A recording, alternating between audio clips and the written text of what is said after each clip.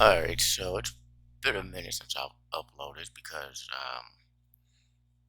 well, stuff's been going on, obviously. There's no exception here. Yeah, it got so hot here that I couldn't be here for health reasons, so I had to leave. Like, I was literally rushing because it was so hot. Being here was just not good. And because I rushed, I wasn't able to take my equipment with me. Well, all of it, so I wasn't able to record. But I'm back home now. Uh, Problem's not really fixed, but it's not that hot anymore, so. Anyway, um, I just watched the Netflix sitcom crossover Game On. I watched it last night, and yeah, I'll do a review of it. Now, I watched 3 out of 4 of these shows. That's uh, Andy Garcia, Mr. Iglesias, and The Big Show. So I don't watch Family Reunion. If I watched the first trailer, I was like, doesn't grab me. And it's not because of the religious content. I grew up with shows like Seventh Heaven and well, uh, and Touched by an Angel, and I still watch reruns of Amen. That's just another sitcom that's religious theme and it's hilarious. And I watch Soul Man with Cedric the Entertainer, so it's not that. It's just the show I got from the trailer that it was gonna be my kind of show and watch this crossover. I was kind of right. And it's part one. Um, but I like the cast. Like if you told me that Baby Joker from Next Friday, The Big Show, uh, Tia Mowry, one of the sisters, AC Slater from Saved by the Bell, and uh, Reese from the good Urban Legend movies. Yes, I chose that reference for because I like those movies. And motherfucking Richard Roundtree, Shaft, are all going to be in a crossover in a sitcom. I would have said, I want to see that. And so, yeah. And part one is family reunion, and I'll be honest, I struggled to get through it. I don't watch the show, and as I suspected, wasn't grabbing me. What got me was the guest star. There's 2 guest stars really. There's one in part one and one in part four. The guest star in part one is Lunel, who I've been a fan of since I was a kid, and she was the better part of this whole thing. The family reunion part. She was the matriarch of the rival family, literally called the McCoys. So it was basically the Hatfield and McCoys, which immediately kind of bored me because I get it, that was an epic, long rivalry.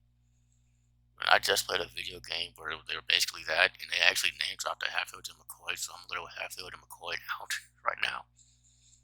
But yeah, and so she's feuding with Loretta Devine, uh, the matriarch of, well, I don't know the name of this family. I don't watch the show. But they call her Mudir. That's M apostrophe Dear, Dear. Now, if you say it too fast, or if someone with a speech thing like myself says it, it sounds like Medea. I think that's interesting. So they have a few going back to 1966, and it spills over to right now because there's a whole competition. That's the whole theme just goes over competition. I don't have much to say about it. They end up making up in the end. Obviously, it's a whole family thing, family crossover. Yeah, Lunel was the best part of this. Loretta Devine, she's usually, I've seen her in another sitcom, State of Georgia with Raven. She was out of place in that one, and I saw her on the Carmichael show. She was out of place on that one because she was way too good. She's not out of place in this one, wherever that's where. She's not overshadowing anybody like she did before those other sitcoms. So that's really, oh, it turns out, and I do like this, that the family in Family Reunion are actually related to the family from Andy Garcia by marriage. And it turns out the football player from Andy Garcia and the football player from Family Reunion played together, and they're like friends. So that's cool. But the cameos, just blink and you miss it, really. Um, in this first part, Like literally, you see Andy Garcia herself on screen for like a half second on the phone with the other football player, do with her uncle, whatever. And then he shows up later on. That's it. Um, much like Tia Murray's other sitcom, no, not the good one, Sister Sister, which I think is coming to Netflix real soon. I think Netflix Black sitcom's coming. No, her other sitcom, what was it? Instant Mom. I didn't like that one either.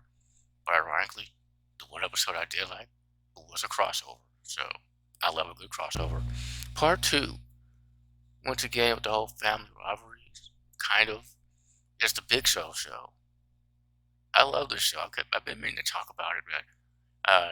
Because as you should know by now, I'm a wrestling fan.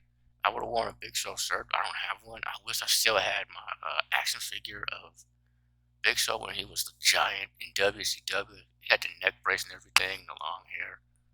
But that's long gone. So instead, I'm wearing the Undertaker shirt because us older fans from back in the day remember that Undertaker and Big Show had an unholy alliance. So yeah, okay. So the competition here is between Big Show's family and another family, but the twist here is the wives are friends, and then Big Show winds up becoming friends with the other dude who's also a big dude. And that's really what the majority of the comedy was for me, the back and forth between those two, how much they have in common. How these giant ass dudes love Wicked and get all giddy over like plays, which is awesome. I like Wicked, yeah. And so they're doing this whole thing. You've seen it before with the hands on the car. Yeah. This time it's on a jet ski. And end up becoming friends by the end, so they both agree to take their hands off the jet ski. And I'm skimming this, because again, this is what caught my interest. This and the subplot with one of the daughters, who's a nerd who doesn't really care about crap like I do. So you know that. Uh, but mainly, this is what caught my attention. And so they remove their hands, and then they're now just like, we have a winner. Gabe Iglesias, and I popped for that. Like I wasn't expecting. I knew he'd be in it, but I wasn't expecting that. He just stands up from behind the jet ski. It's like, well, I always wanted one of these, not to buy one, but to own one. It was hilarious to me. I popped forward. The laugh track popped forward. I imagine the laugh track. If not, then I imagine the small audience popped forward. It was well deserved. And it makes all the sense in the world. Like, this could have been the whole thing within itself. Because Gabriel Iglesias is a wrestling fan himself. He's been on Monday Night Raw, AEW Dynamite, some WrestleManias, some SummerSlams. He was on Stone Cold's talk show, straight up Stone Cold. Like, yeah. So this makes all the sense in the world. And it was just awesome. With him and Big Show, really good chemistry. I loved it, man. I loved it. That was, like, pun absolutely intended, the biggest highlight of episode 2 for me. 'Cause the subplot, I liked it, but it didn't get all the focus. It was not that subplot. The other one did. And I wouldn't really care about that because it felt too much like the previous one from Family Reunion. So yeah, episode 3 is the Big Show show. No, sorry, just did that one. Episode 3 is Mr. Iglesias, and this one takes place in a school during the summer. Already I was laughing because Eric Racky talked about it because that sucks. I know experience going to school in the summer sucks. I can't imagine it's better now. It's probably worse. But yeah. And so the theme of this one is they're all in competition taking their pre-SAT tests. And some rich girl with the blonde hair and the blue eyes, that type, she shows up, a new student, and with a doctor's note from her doctor. Her dad's friend wrote for her. And immediately, like this is the best episode of the whole crossover for me. Because immediately I was pissed off because, first of all, I've actually had doctor's notes and all that due to my actual health conditions. Back when I was in high school, I had notes and all the stuff that would get extra time and extra help because I needed I do, especially after life happened. I need that. I still have it. And there was a joke because I asked her, "Oh yeah, what do you have?" And she said, like, "Are you supposed to forget it? Is that what it is?" I'm like, "No," but the funny thing is, I don't remember. Like, I never remember what it's called, but they give me I get this extra help and extra time. I think it's a IED or something. Like, so that it's like okay, but no, and see, and so the whole theme of the episode is they're trying to get her to admit she cheated, but at the same time, Gabriel Iglesias is trying to teach these kids, SATs and all that, trying to better like he always is. And so the subplot in this one I actually likes, but it also kind of pissed me off like a lot because that shit actually happens. Uh, is the teachers, namely the one who's played by Baby Joker, I think his name is Hector. Like they're entering their names for a Make a Wish type contest to basically steal these wishes from these kids that need them. And I'm a former Make a Wish kid, so I was like, this is some bullshit. Because that actually happened. That happened a few years ago. A certain Power Ranger from Operation Overdrive to Black Ranger, like he stole this banner that a bunch of Make a Wish kids made. Right? He stole from Make a Wish kids. He still has it. He never returned it, and that is low. That is low. That was the first thing I thought of. I'm like, ain't this about it? And then Big Show shows up and immediately. Oh, it was a pistol boy. He shows up, he fucks up Baby Joker. It was funny, it was hilarious. He then goes to straighten the kids out, scaring the kids, like the rich girls. He's like, well, I'm not scared of you. My dad's friends with Vince McMahon. I'm like, what the hell does that mean to him now? Really? What does that mean to anyone now? I mean, recent months have not really been good, so it's not really a threat. I know he's friends with the so-called president, but but yeah, it was awful. Uh, that one took me through, because still I liked it. A good episode, funniest episode. So yeah, man, and I'm a fan of Gabriel Iglesias, like I am a big show to wrestling. As you can see, I have his first four stand-up specials. I don't know if his Netflix ones are available on home media, but I've seen them. That's my favorite comedian, who's still alive. My favorite comedian of all time. That's Sam Kinison. So, but yeah, Gabriel Iglesias, I love that. That's one of my favorite comedians, man. So episode 4, it's Andy Garcia. I won't bother with the full title because I can't remember it, but I do watch Andy Garcia. I don't know why, but I do, and I like it. Maybe it's because he's kind of like myself. He's smart. Um, doesn't care about things like TikTok and all that stuff. He's like like like, like there's a portion in this episode where they're doing a game where you put the card in, you guess what it is. I'm like, well, I wouldn't know how to describe Post Malone either. So, you know, you're doing all this modern stuff. The word lit with I hate that word. The word woke. I'm like, I hate that word. I'll be the same way. I don't know. But yeah.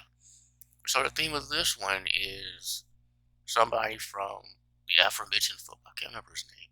The aforementioned football player from the past, that I've talked about before, who was cousins with, family reunion. So somebody from his past shows up. It's Eva Longoria, the other guest star, and so she wants to own his sports bar, and so they have a competition for it. This episode was good. It was.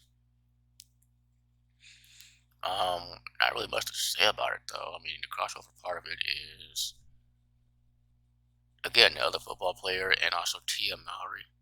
They show up for like a half a second, and that's about it. Oh yeah, and the subplot here is Eva Longoria had a crush on somebody from the team. Was it the dude from Family Reunion? Was it the dude from Andy Garcia, or was it Mario Lopez? And the answer was the dude from Family Reunion, but also the dude from Andy Garcia. and there's a twist, like right before they're about to kiss, they find out they're cousins. I'm like, damn. So that, yeah, that's basically it. This crossover was mostly okay, mostly okay. The shows I did watch, I enjoyed their episodes. Family Reunion, not so much. Uh, really nice family crossover here. I wanted Full House to be a part of it, one last hurrah. What you gonna do? Is this my favorite crossover? No, no, it is not. In fact, I'm thinking about doing a list on that. Uh, it was good. It was good. It was good. That is all I have to say about this crossover. Yeah.